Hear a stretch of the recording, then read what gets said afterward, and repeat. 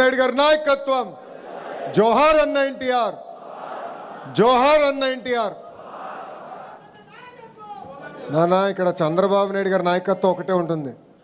ఆయన మన సేనాధిపతి, మనందరం సైనికులమే, అది గుర్తుపెట్టుకోవాలి. వేరే నాయకత్వం ఉండదు ఇక్కడ.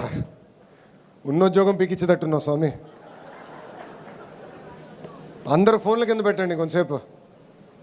మీకు వీడియో లైవ్లో దొరుకుతుందిలే స్వామి, ఎందుకు కంగారు. అందరికీ నమస్కారం.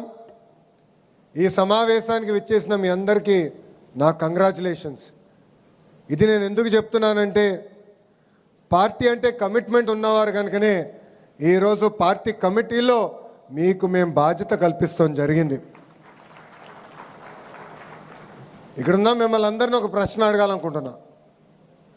పార్లమెంట్ కమిటీలో మొదటిసారి కమిటీలో వచ్చిన వాళ్ళు చేతులు పైకెత్తండి. మొదటిసారి తెలుసురా బా, అది అడిగింది నేను. చేతుల కింద పెట్టండి. రిపీట్ అయిన వాళ్ళు చేతుల పైకెత్తండి. సో ఇక్కడ చూస్తే చేతుల కింద పెట్టండి. ఇక్కడ మీరు చూస్తే 83% మంది ఈరోజు పార్లమెంట్ కమిటీలో కొత్త వారు వస్తాం జరిగింది.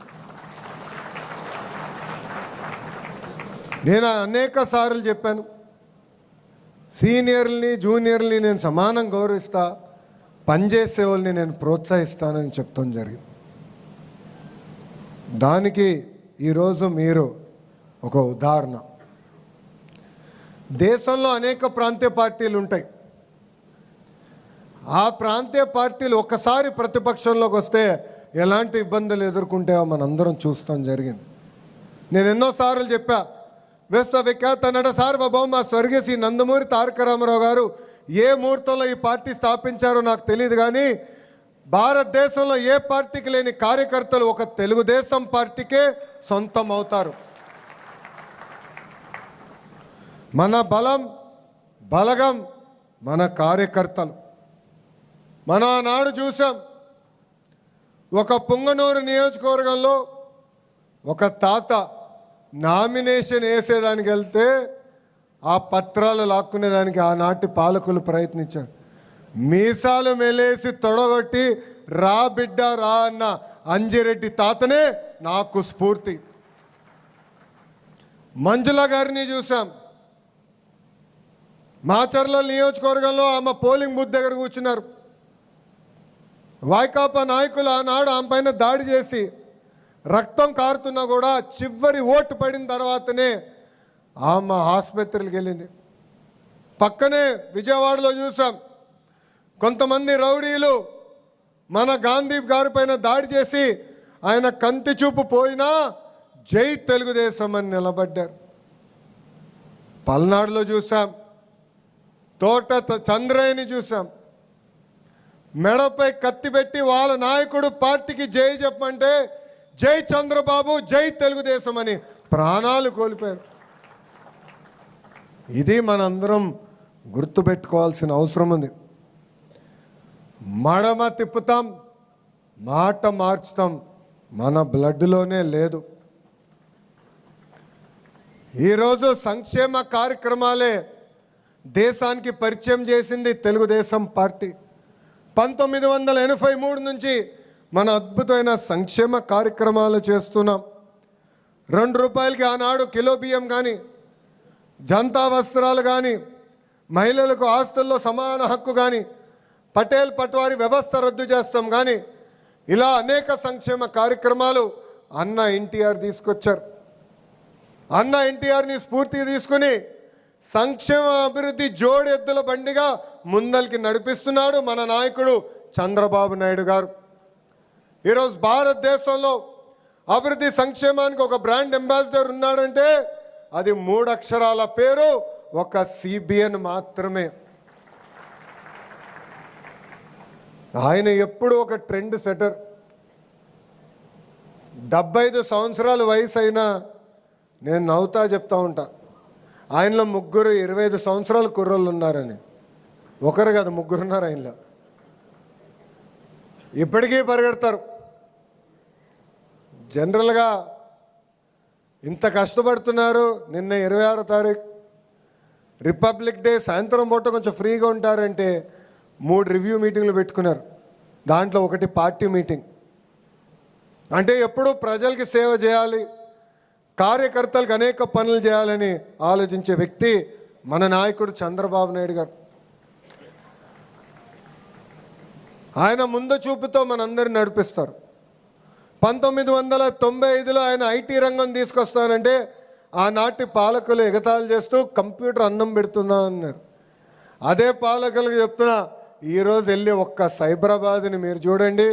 అంతెందుకు మీ కుటుంబంలోనే కనీసం 50% మంది ఆ ఐటీ వల్లనే బాగుపడటం కూడా జరిగింది. ఈరోజు అనేక పరిశ్రమలు ఆంధ్ర రాష్ట్రానికి వస్తున్నాయి. దానన్నిటి కారణం మన నాయకుడు చంద్రబాబు నాయుడు గారు. ఒక ఆర్సిలర్ మిత్తల్ కానివ్వండి, గూగుల్ కానివ్వండి, అదేవిధంగా మనకి కాగ్నిసెంట్ కానివ్వండి, ఇలా అనేక పరిశ్రమలు ఆంధ్ర రాష్ట్రానికే సొంతం అవుతున్నాయి.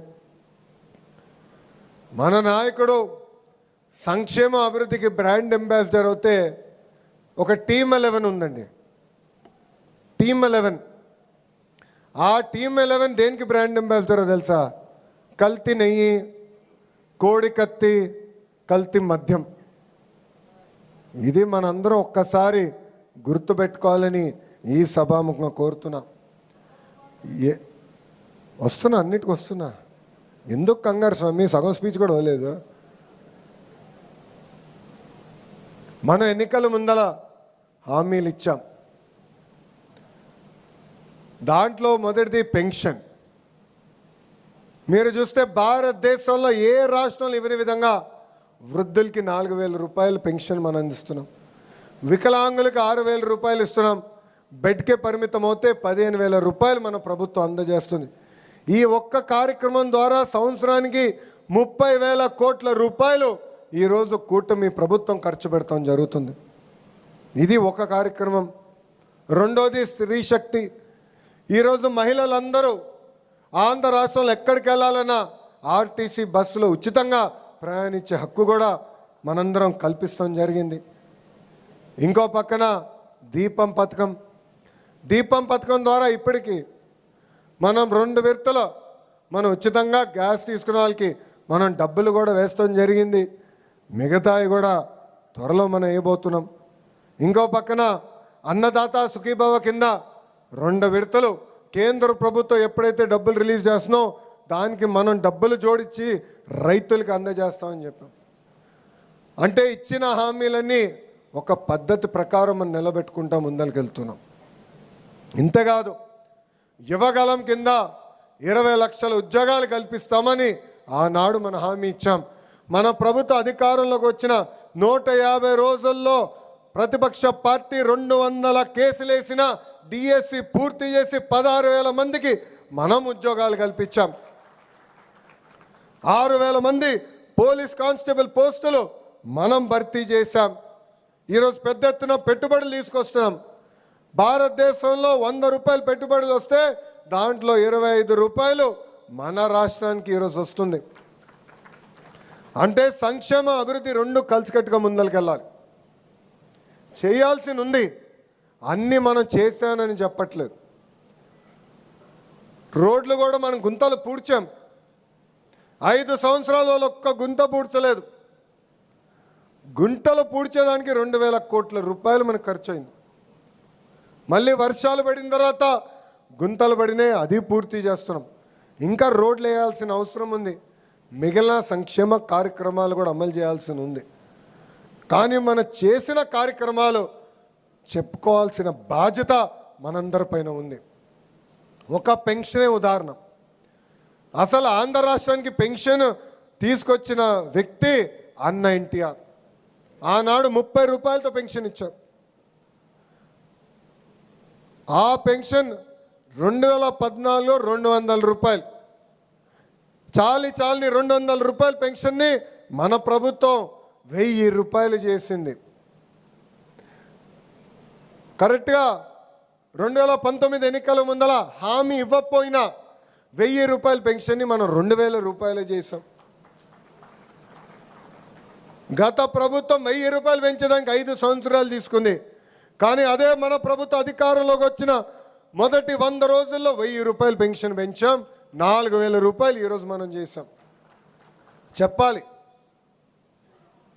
మనం పనులు చేస్తాం ఎంత ముఖ్యమో, చేసిన పనులు కూడా చెప్పుకోవాల్సిన బాధ్యత మనందరిపైన ఉంది. ఇంతేకాదు, మారుతున్న కాలానికి పార్టీలో కూడా మార్పు రావాలని నేను కోరుకున్నా. వేదిక ముందున్న పెద్దలందరూ తెలుసు, పాలిట్ బ్యూరో సభ్యులు ఉన్నారు. అనేకసార్లు పాలిట్ బ్యూరోలో కూడా పార్టీలో సంస్కరణలు తీసుకురావాలని నేను మాడటం కూడా జరిగింది. ప్రతి పార్టీ పదవికి టర్మ్ లిమిట్ ఉండాలని నేను ప్రతిపాదిస్తాం కూడా జరిగింది. అది నాకు కూడా వర్తిస్తుంది. అందరికీ టర్మ్ లిమిట్ ఉండాలి. ఒక వ్యక్తి ఒకే పదవిలో 2 టర్మ్ల కన్నా ఎక్కువ ఉండకూడదు. అతను ప్రమోట్ అవ్వాలి. సామాన్య గ్రామ పార్టీ అధ్యక్షుడు ఎందుకు పాలిట్ బ్యూరో వరకు రాకూడదని నేను పాలిట్ బ్యూరోలో కూడా మారటం జరిగింది. ఇది మన పార్టీ, ఇది మన కుటుంబం. మనం అనుకున్న అన్నీ ఒకే రోజు అవ్వవు. మీరందరూ అనుకోవచ్చు, లోకేష్ అనుకుంటే ఎంతసేపు అయిపోతుంది కదా అని. నేను పోరాడా. జిల్లా పార్టీ కమిటీ నుంచి పార్లమెంట్ పార్టీ కమిటీ తీసుకొచ్చేదానికి నాకు 18 నెలలు పోరాటం పట్టింది. 18 నెలలు పోరాడా. పాలిట్ బ్యూరోలో పోరాడా. ఒక్కసారి తిరస్కరించారు, మళ్ళీ వెళ్ళా, మళ్ళీ అడిగా. ఇది మీ అందరికి ఎందుకు చెప్తున్నానంటే, కొంతమంది నాకు చెప్తున్నారు, అన్నా ఇది అనుకున్నాయి చెప్పాను పని అవ్వలేదని. నమ్మకం దానికోసం 1 కాదు 2 కాదు 100 సార్లైనా మనందరం కలిసికట్టుగా పోరాడాలి. ఇది మన పార్టీ, ఇది మన కుటుంబం.